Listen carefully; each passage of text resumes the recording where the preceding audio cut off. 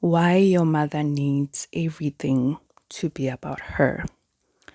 This is one of the most selfish things about my mother. It is a very selfish act. Someone who always needs something to always be about them and finds a way to make it about them. That is a very selfish act. And for the longest time, I couldn't really admit these things about my mother because I didn't want to admit that my mother was selfish. And it was even hard for me to admit something like that because this is the mother who stayed, who raised me, who fed me, took me to school, gave me a roof over my head. So it was kind of hard for me to admit that she is actually selfish. She is a very selfish woman. And even some of the things that she has done for me, including raising me, including taking me to school, including feeding me and all those things, I think part of it did have, and this is even crazy for me to say, I think part of it was her just being selfish. How do I explain this? Because I now feel like I owe her, you know? Like I feel like I owe her everything, and not because that's how I feel, like that's how I feel inside, that hey, my mother did all these things and like I owe it to her to give her a good life or whatnot. It's something that she, in a very subtle, emotional, psychological way, puts on us as a children to remind us that, we owe her. So that's why I'm saying that even though she was there as a single mother, raised me, did all the things that she did, and I always say that I'm grateful for these things, but a part of it a part of it does kind of expose how selfish she is, because raising your kids should be something you do out of the goodness of your heart because you are a mother. It should be something you do because you love your kids, you want to be there for your kids, and not that when they grow up you kind of put it on them that they owe you. Like, I don't know, it's the craziest thing. But back to her loving attention and wanting everything to be about her. Just yesterday we were sharing here at home. It was prayer time and we were sharing a verse, and my sister was sharing a verse, and my sister has been through her own personal trials. And as she was sharing this verse, she was kind of sharing her inability to really sometimes grab and believe God's promises as they are because of her own personal tribulations that she's been through. And then I responded to my sister and said that, obviously, because of what you've been through, it makes it a little bit harder for you to believe certain things, like when God says, I will do 1, 2, 3, or I will answer your prayers, it makes it a little bit harder because of the experiences you've had. And then my mother interjects and says, yes, this is something I've noticed about you, saying to my sister. This is something I've noticed about you. Sometimes you don't believe the word of God, yada, yada, yada. And here's where already I'm like annoyed, because as my sister was sharing the verse, my mother would like respond and like say her own opinion. But she didn't mention the fact that, hey, you, to my sister, like you actually, you have a hard time believing the promises of God. She was responding in a totally different way, giving her 2 cents, because that's what we do when we share the word of God. Somebody shares and then we all like say our opinion and thoughts. So I'm the one who brought it up. I'm the one who brought it up to my sister that, hey, I think sometimes you have a hard time believing the word of God because of your experiences, because of the things that you've been through.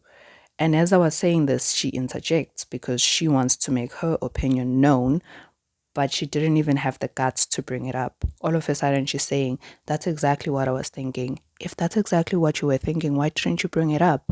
Because as my sister was sharing, like I kept quiet for the longest time.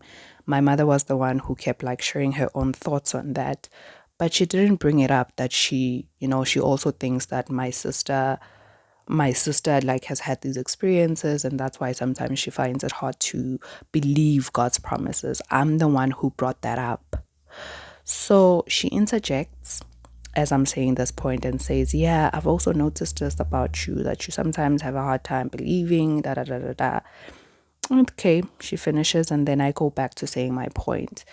I go back to kind of just making my sister aware that this is the reason why, maybe it's hard for you to believe God's promises. Maybe it's hard for you.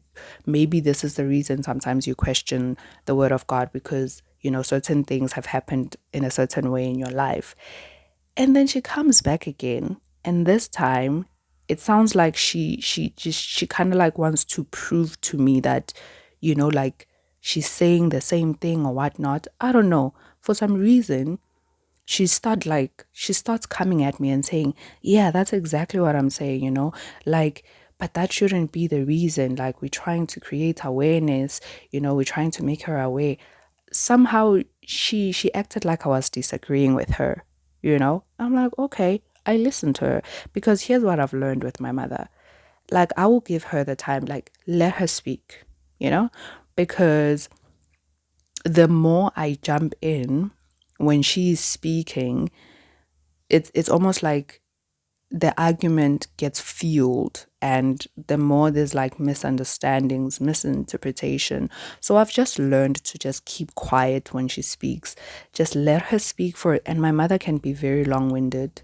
She can just like kind of stretch out her point way more than is necessary. She can just like make it longer than it's necessary. So I keep quiet. I let her make her point.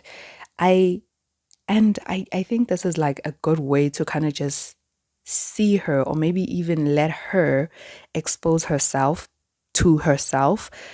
When I let her speak, you can see when nobody is interjecting when she's speaking. Because in the past, I would get agitated. I would get, angry because, my mother would just like to cut you short and then say her point. And then I would also try to do the same thing where I would jump in as she's speaking. And I would try to say my point because I also wanted to prove my point and, to prove that I'm right and, to emphasize my point. But lately, now that I just let her speak, what I've noticed is that somehow as she speaks and try to make her point, when she's not interrupted by anyone, like you can kind of see her crumbling. I can kind of see her kind of like losing her point because nobody's interjecting. Nobody's jumping in to say another point. So there's just her, I see her exposing herself. I don't even know how to really explain it. And so, yeah, I let her speak. She speaks, in a way as like trying to say to me that, yeah, we know she has experienced this, but that doesn't make it right for her to question the word of God. And for me, I wasn't saying to my sister that it's right to question the word of God, but I was simply trying to put it into perspective as to why my sister sometimes maybe doesn't really believe, the word of God, or questions. And my sister is a believer. She's a firm believer. But as believers, we all have those seasons where sometimes the word of God doesn't seem like it's applicable to you, where sometimes it doesn't seem relatable, where sometimes you read the word of God and it doesn't correlate with your life. You hear God's promises and he promises these amazing things, and then you look at your life, you look at your life's record, and it doesn't really align with what the word of God is saying, and that can be very frustrating. And that's the reality. And excuse me, if we choose to pretend like that doesn't happen, we are not only invalidating people's feelings, we are actually pushing them more away from the faith, because we need to validate these feelings. We need to speak about how sometimes we don't see the promises of God.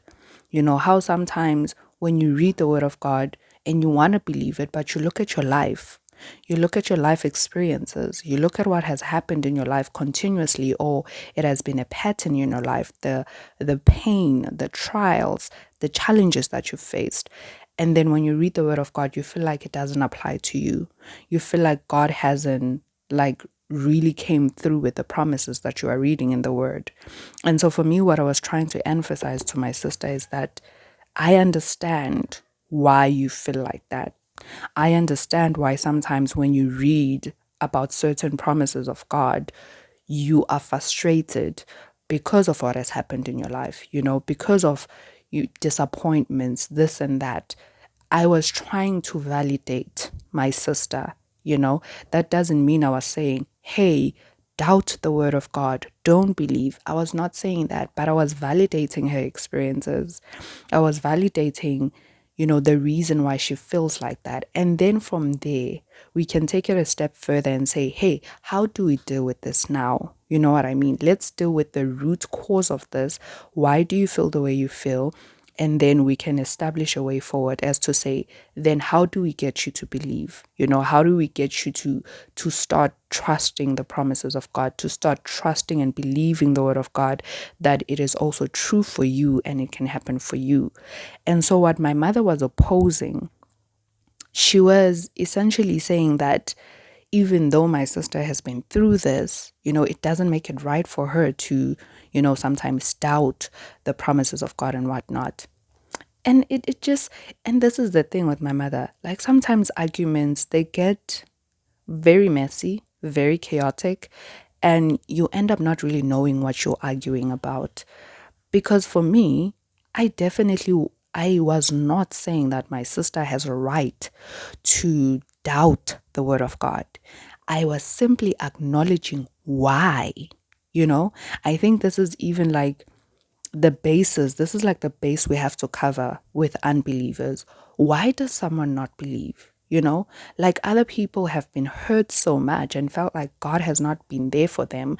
That's why they don't believe. And sometimes you need to address that. Then we come to the point of believing. We need to address why. Why do you feel like God has not come through for you? We need to address that. So that was my point. Like, let's address why my sister sometimes doubts the word of God and doesn't feel like it applies to her. And so my mother was arguing with me. I just let her keep talking and talking. And when she was finished, I just went back to my point. The Lord is good. Listen, the Lord is good because what I'm learning when it comes to dealing with my mother, who is a narcissist, by the way, very narcissistic, very self-centered. It is all about her. What I've learned and what I'm learning is to keep calm, is to be very neutral and to always come back to my point. Because honestly, when they say narcissism is a personality disorder, it is really a mental sickness. It is really a mental illness. And in as much as I wouldn't say my mother is, what's the word, is a crazy person, even though honestly sometimes I feel like she is. But what I'm learning is to treat her with the sickness and illness that she has. When you are speaking to someone who is literally crazy, like think of a crazy person who's picking up papers and eating from the trash, there's a certain way you know how to address that person. You're not going to go into a long-winded argument with that person. If they come to you and argue to you and say like, hey, the sky is yellow, you're not going to really try and fight that person to try and prove to them that the sky is blue. Why? Because you can obviously see that, okay, this is a crazy person. Like this is a clinically crazy person. So I'm not going to try to prove to them that the sky is blue. So that is how I am choosing to deal with my mother. That there are just certain cases where I'm just like, you know what? I'm not going to try to prove to you that the sky is blue. If you believe it's yellow, I'm going to treat you like that because I can see that you are mentally not okay. Okay? And so for me, it's always sticking to my point. It's like, okay, you are saying the sky is yellow. I'm not going to argue with you about that, but I'm not going to change my point and my understanding that the sky is blue because I know the sky is blue. And so when she finished, my mother, she finished her little rant, and it takes a long time for her to finish her rant. I let her go on and on and on and on. When she finished, I went back to my point. Because in the past, what would happen, my mother would somehow sway me from my point, where I would end up saying, oh yeah, or maybe like I would try to be agreeable, for the sake of like avoiding an argument or conflict. or somehow I would find myself changing my point or moving from what I was saying. And that would frustrate me because I felt like I was betraying myself. The fact that I ended up changing my point of view in order to accommodate my mother, it felt like a betrayal to myself. No wonder I had like anger issues because there was a certain level that I was actually betraying myself instead of just sticking to my guns and saying, like, okay, mom, I hear you, but this is still my point.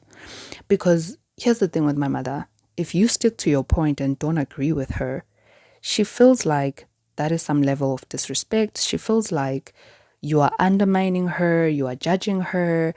Like, I don't, like, honestly, my mother is a worry, like she's a concern.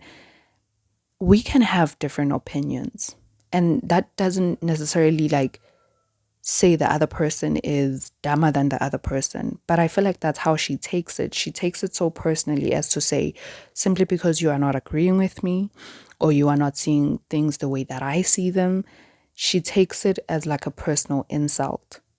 But we are different human beings. I might be your child, but I have my own mind. And now I'm not even like really like a child, I'm an adult. I have my own opinion. And so I chose, after she finished, I chose to stick to my own point. I went back to addressing my sister because I saw that, okay, this is getting like unnecessarily chaotic and messy. So let me just go back to speaking to my sister, who is actually the one that I was speaking to from the first place. I went back to speaking to my sister. I maintained my point.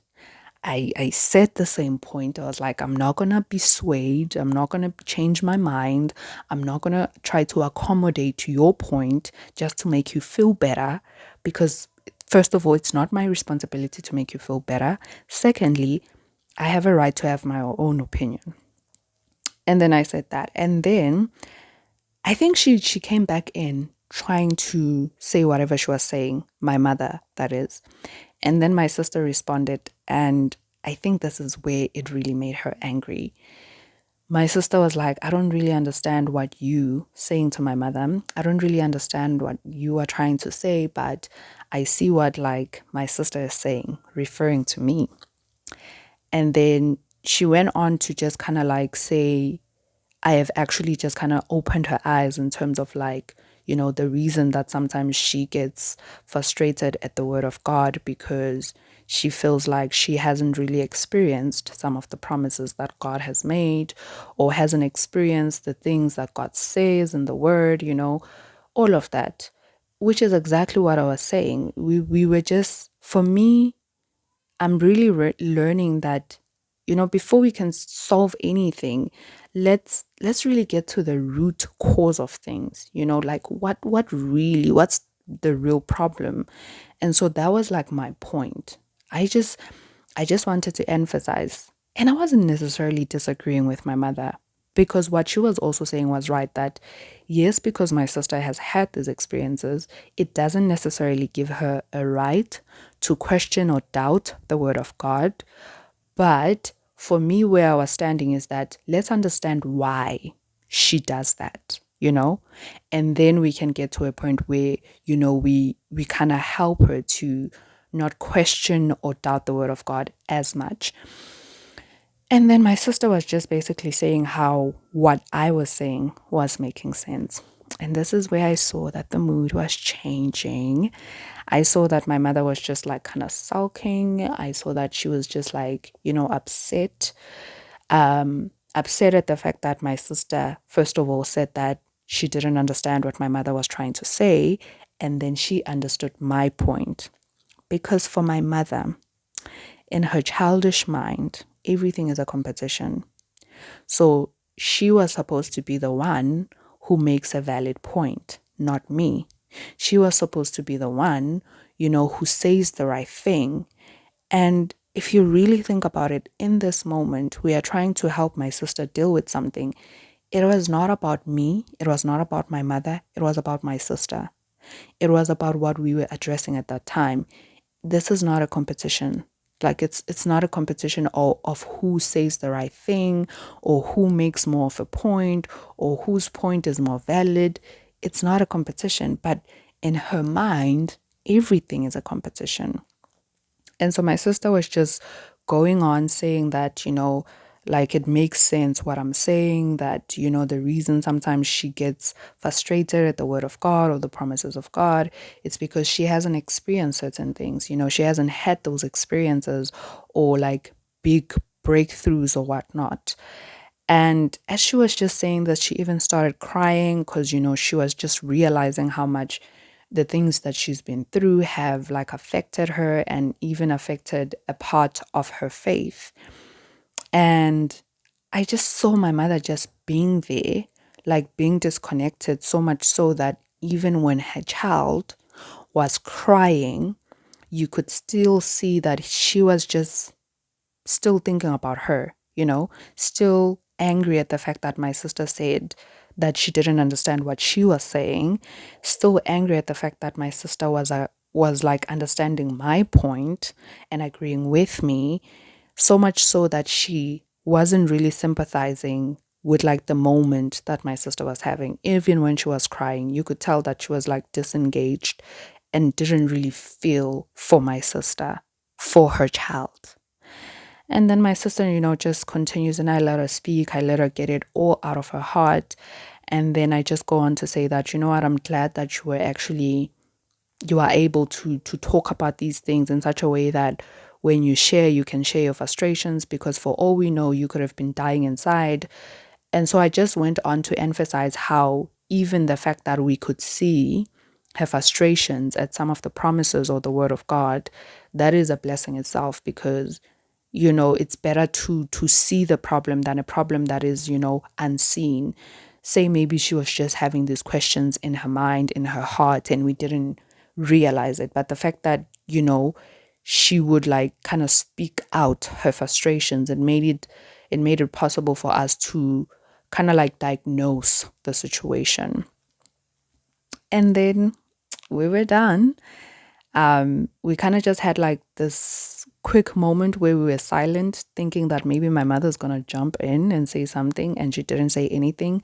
So my sister started a song because we were gonna like go into prayer. And then after that, after we finished praying, it was just an awkward silence. And we all knew, like, even though my sister and I didn't discuss this, we all knew why then it was. Because my mother, when she's angry, her favorite way, her favorite punishment is the silent treatment. So then she was giving us the silent treatment. And I know exactly why. And I think even my sister knows exactly why she was giving us the silent treatment. It's because she feels like she is not the one who made like a good point, or that my sister didn't like understand her point or agree with her point. And so she was mad at that. Going back to how my mother loves everything to be about her, needs everything to be about her.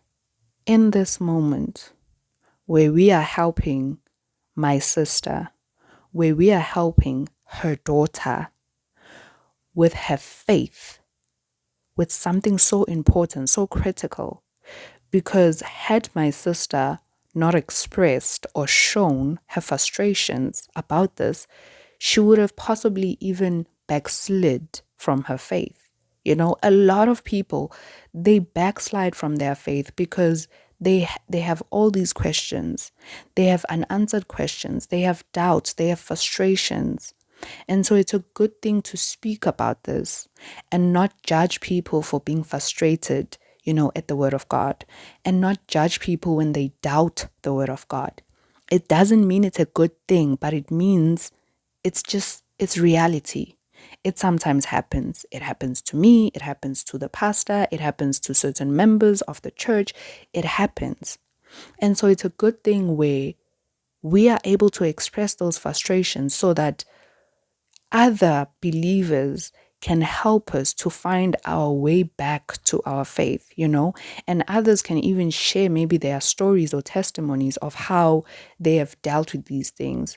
Whereas if we feel like we're going to be judged for doubting or questioning the word of God or being frustrated at the word of God or sometimes being angry at God, like, Can I get like a hand being raised at those who have like been angry at God? Because I have. I have been angry at God. I have been disappointed at God. I have questioned God. I have doubted God. It doesn't make it right, but it happens. And it's not something that we just do willingly. Like, it's not something that I wake up and say, hey, you know what? Today I want to doubt God, or today I want to question. It's not something I plan. It's not something that really happens intentionally. But because of circumstances, of challenges, of trials, of pain, sometimes these moments, they come. And so for me, I find it good when I am in a space or with people that I can share these frustrations with, and they can kind of help me find my way back. We can pray together. We can find, a way, like, what has made you doubt? What is making you so angry or disappointed at God? Let's speak about these things, because if I just keep them in my mind and in my heart, there are more chances of just me ending up saying, you know what? I don't believe all these things. I'm just going to do whatever I want to do, or believe in whatever else I want to believe in. And so for me, the fact that she wasn't even so concerned about my sister's faith, she was more concerned about making a point. She was more, my mother, that is, she was more concerned about her being right, about her being the one who makes a good point, instead of being concerned about my sister's spiritual being, about my sister's faith, about my sister's pain, and what she has been through, and what has led her to be frustrated at some of the promises of God, at the word of God. Like, that's what we should be concerned about. Not about who makes a good point, not about who wins, because it's not a competition. But she always has to have things be about her. She always has to be the right one. She always has to be the one who makes a good point. Like, how selfish can you be? Like, really, how selfish can you be? Because when we speak about matters of the faith, they are so deep, so intense, that if you really, really think about it, because as believers, the word of God actually says, God says, I'm not slow in my coming back, but I am patient and loving enough that I do not want a single soul to perish. So whenever people say, like, oh, Jesus, they've been saying it's going to come back, it's not coming back, God answers this in the word of God. Like, he says he's not slow in coming back, but he loves his people so much that he's being so patient that he doesn't want a single soul to actually perish. Now imagine this. If it means that there is a soul that is about to perish, there is a soul that is about to go to hell, and there's like 10 of us trying to save the soul, and we are like, please, let's even make it more worldly. Okay, there's this person who is about to be eaten by a lion, and if they can take like one of our advice from the turn people, then the lion is not going to eat them. Okay, a very exaggerated example, but go with it, please. If this person is listening to the 10 of us, all that we want to do is save this person from being eaten by the lion, and they choose to listen to the person number 9, okay? And they don't take everybody else what they are saying, they choose to listen to number 9. What is important and what we should all be happy about is that they took an advice that saved them. If they listen to number 9 and it saves them from the lion eating them, it really doesn't matter whose opinion or advice that they took. What matters is that the lion didn't eat them. Because that's like the core goal. That's like the common goal that we all had. So it really doesn't matter if you didn't take my opinion, but what matters was that we were all just trying to save you from like the lion eating you. And so for me, it's the same thing with like what was happening between my sister and my mother and I. It was that it really didn't matter whose advice she took, what was important is that we save her. We draw her back to her faith. But because my mother is so selfish, so self-centered, it always has to be about her. She even forgot about the fact that we are trying to help my sister, and she made it all about herself.